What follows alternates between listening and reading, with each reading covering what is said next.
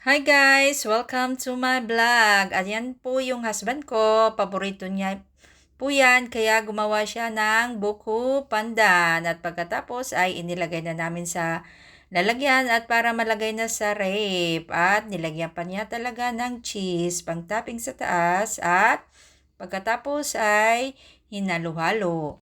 Pagkatapos niyang gumawa ng buko pandan, ay sunod naman niyang lutuin yung espesyal na tahong na may kamote rin. Pinakulo niya po muna sa Sprite yung tahong na may pamintang dahon at pamintang durog para mas lalong sumarap at inilagay niya. Ngaya yung tahong at pagkatapos maluto, syempre kinuha na naman at sinunod yung kamote at ayan na po yung dairy cream para dyan po siya magigisa ng sibuyas at saka garlic at pagkatapos nilagay na niya yung tahong at sinunod na naman po dyan yung kamote din. Kaya lalo talagang sumarap pag ang husband ko yung magluluto. Maraming salamat at minsan nabubulol talaga tayo at habang nabibisi yung iba, yung mga bata rin naman, syempre ay nabibisi rin kumain sa cheese stick. Sarap na sarap nga talaga sila niyan, kaya pati si Jid, napakain din sa sarap at saka pati si Plin, yung mga pamangkin ko. Tuwang-tuwa na naman sa merienda na mayroon sila.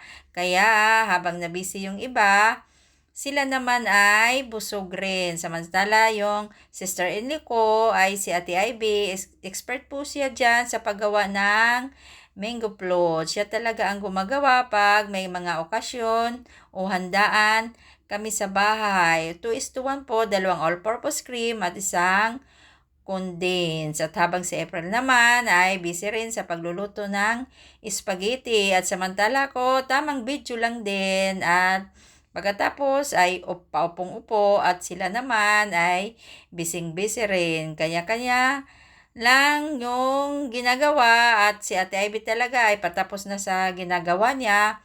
Kaya diretso na rin yan lagay sa ref nang siya ay matapos. At nahuli talagang lutuin yung spaghetti. Kaya mas maganda talaga na tulong-tulong sa paggawa sa gawain para madali talagang matapos. At ayan na nga, matatakam ka na naman sa sarap kasi hindi tinipid. At ayan na nga, nagumpisa na rin magluto ng spaghetti sauce para may lagay na yung pasta. At meron pa talaga pineapple chang para mas masarap. At ayan na nga yung mango float, nilagay na sa ref.